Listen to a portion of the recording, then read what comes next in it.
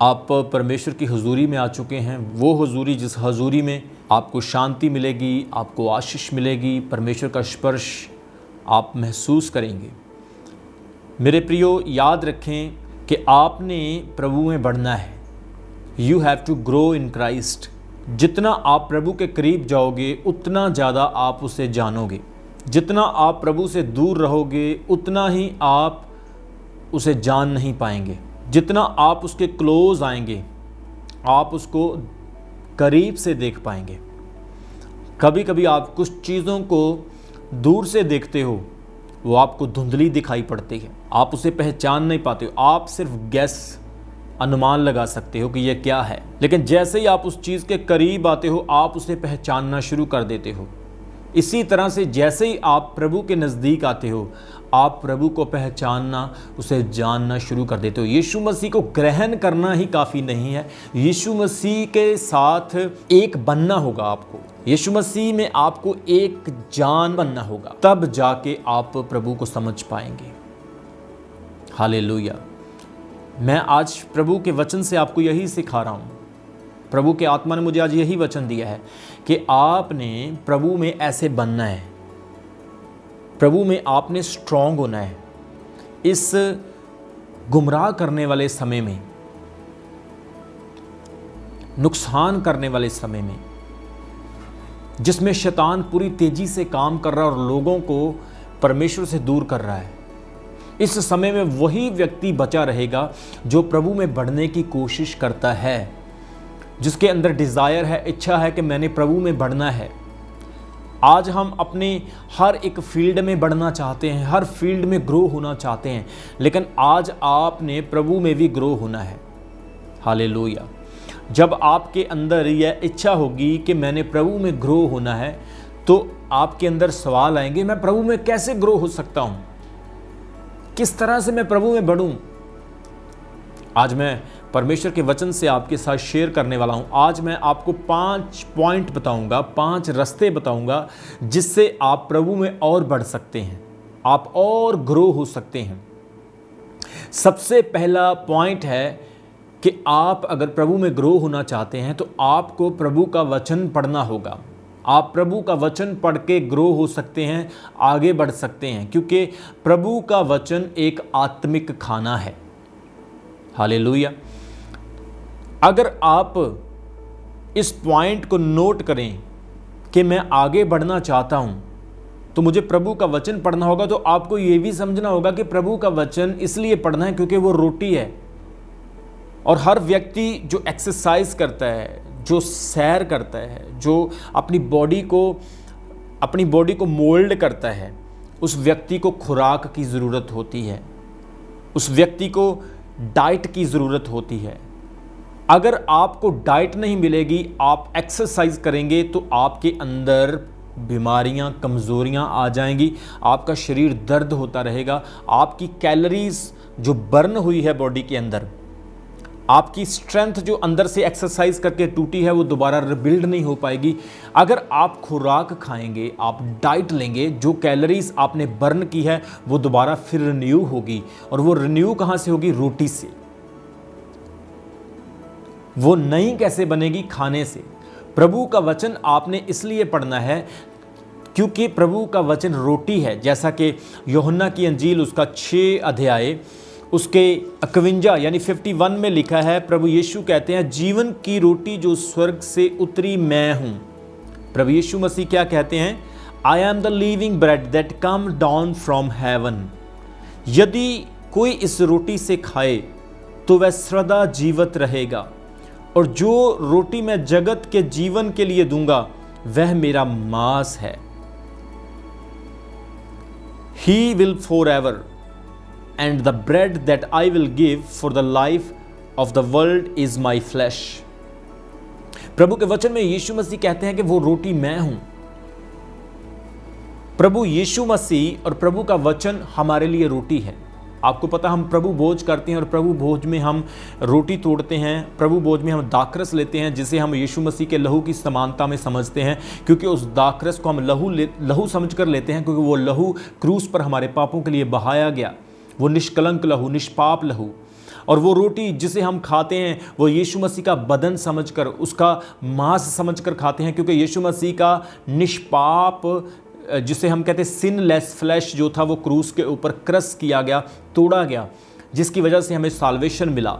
हमारी क्रूस को यीशु मसीह ने अपने ऊपर ले लिया। हम अपराधी थे, हमने पाप किया, लेकिन यीशु मसीह हमारी जगह पर क्रूस चढ़े और हमारे अंदर जीवन आ गया। इसलिए यीशु मसीह क्या कहते हैं, जीवन की रोटी जो स्वर्ग से उतरी है मैं हूँ। मैं इस रोटी की बात नहीं कर रहा हूँ जो रोटी आप कनक की, मक्की की, बाजरे की या मिक्स गेहूं की रोटी अपने घर में खाते हैं, मैं उसकी बात नहीं कर रहा हूँ। मैं बाइबल में वो रोटी की बात कर रहा हूं जो स्वर्ग से उतरती है।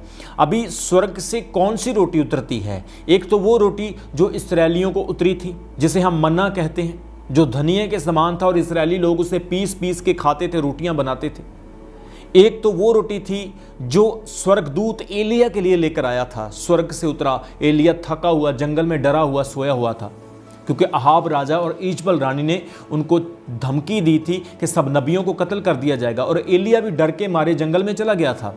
और वहां पर स्वर्गदूत आता है, उसे रोटी देता है और कहता है इसे खा। जैसे ही वो रोटी को खाता है वो 40 दिन और 40 रात तक चलता रहता है और उसे भूख नहीं लगती है।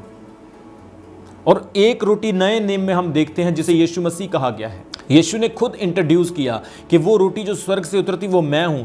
यदि कोई इस रोटी से खाए तो वह सदा जीवित रहेगा। खाने का मतलब क्या है? यीशु मसीह को एक्सेप्ट करना, यीशु मसीह को अपने अंदर ले लेना ही यीशु को खाना है, यीशु को रिसीव करना है।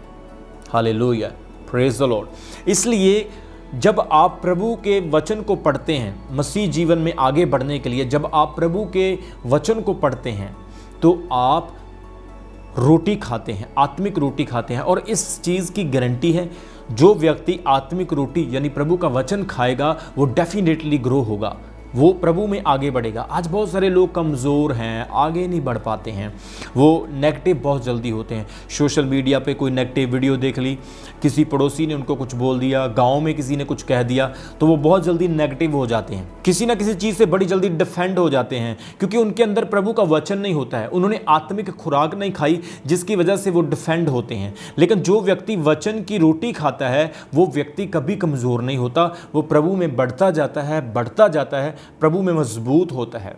इसलिए मेरे प्रियो, आपने आज से वचन पढ़ना है और इसे रोटी समझ के खाना है। जैसा कि हिजकियेल उसका 34 अध्याय उसके 14 वचन में लिखा है, मैं उन्हें अच्छी चराई में चराऊंगा और इस्राएल के ऊंचे ऊंचे पहाड़ों पर उनको चराई मिलेगी, वहाँ वे अच्छी हरियाली में बैठा करेंगी और इस्राएल के पहाड़ों पर उत्तम से उत्तम चराई करेंगी। I will feed them with good pastures and on the mountain highest of Israel shall be their grazing land.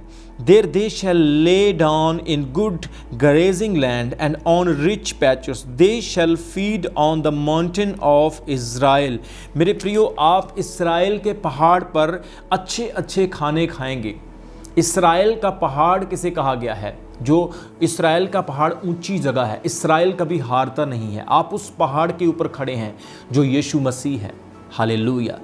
आपको वो चीज़ मिलेगी जो बेस्ट है, वो खाना आपको मिलेगा जिस खाने से आपको कोई बैड इफेक्ट नहीं होगा, जिस खाने से आपको कोई एलर्जी नहीं होगी। वो खाना परमेश्वर का वचन है, और जब आप इस वचन को पढ़ेंगे तो आप डेफिनेटली ग्रो होंगे। जैसा कि एक बच्चा जब पैदा होता है, उस बच्चे को हर चीज़ प्योर दी जाती है। डॉक्टर्स कहते हैं कि इस बच्चे को किस भी मत करो, नहीं तो इस बच्चे को इन्फेक्शन हो सकती है। अच्छे कपड़े में, साफ कपड़े में बच्चे को लपेटा जाता है, क्योंकि वो बच्चा नया है। आप उस बच्चे को खाना नहीं देते, उसे मिर्ची वाली सब्जी नहीं देते, आप बच्चे को दूध देते हो, क्योंकि दूध बच्चे के लिए प्योर होता है। आज जितने बच्चे मुझे देख रहे हैं जो प्रभु में अभी अभी जन्मे हैं, आपको एक खालिस पवित्र दूध की ज़रूरत है, और वो पवित्र दूध प्रभु का वचन है मेरे प्रियो। जैसा कि परमेश्वर के वचन में हम पढ़ते हैं, पहला पतरस उसका 2 अध्याय उसके 2 वचन में लिखा है, नए जन्मे हुए बच्चों के समान निर्मल आत्मिक दूध की लालसा करो, ताकि उसके द्वारा उद्धार पाने के लिए बढ़ते जाओ, क्योंकि तुमने प्रभु की कृपा का स्वाद चख लिया है। नए जन्मे हुए बच्चों के समान निर्मल और आत्मिक दूध की लालसा करो। Like new born infants long for the pure spiritual milk that by it you may grow up into salvation. यहाँ पर लिखा है नए जन्मे हुए बच्चों के समान निर्मल और आत्मिक दूध। निर्मल, निर्मल को कहते हैं शुद्ध, और आत्मिक दूध कहाँ मिलेगा आपको? शुद्ध दूध कहाँ मिलेगा? पानी, केमिकल, इंजेक्शन, पेस्टिसाइड, बहुत सारी इन्फेक्टेड चीज़ें आपको आज के दूध में मिलेगी। लेकिन मैं उस दूध की बात नहीं, मैं प्रभु के वचन की बात कर रहा हूँ। प्रभु का वचन एक दूध के समान है जो आपको ताकत देगा। आज डॉक्टर्स प्रेफर करते हैं, जिम में चले जाओ तो जिम के जो इंस्ट्रक्टर होते हैं वो प्रेफर करते हैं कि दूध पीना चाहिए।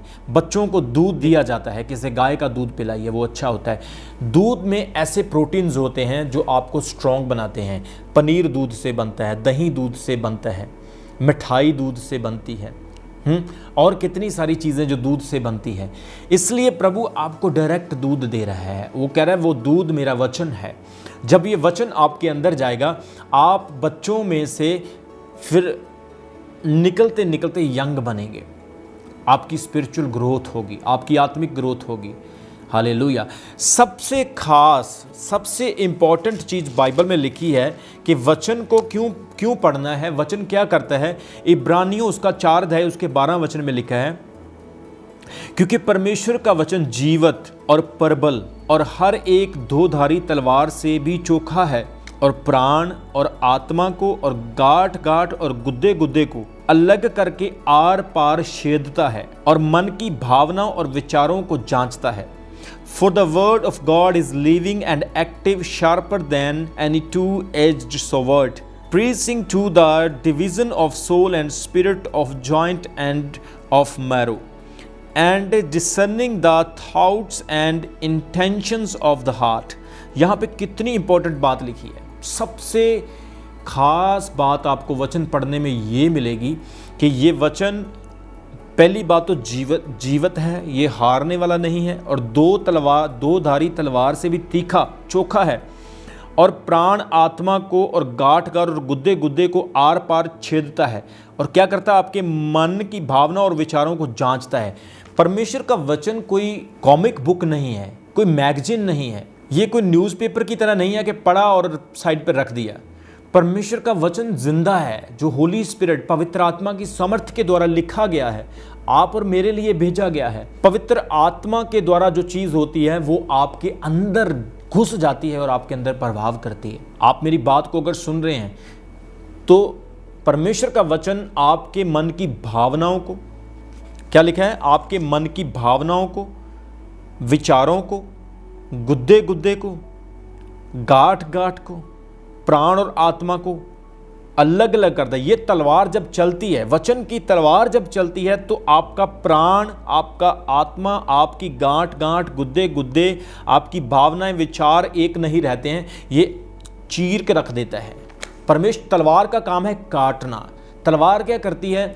आपको व्यभिचार से काट कर दूर कर देती है।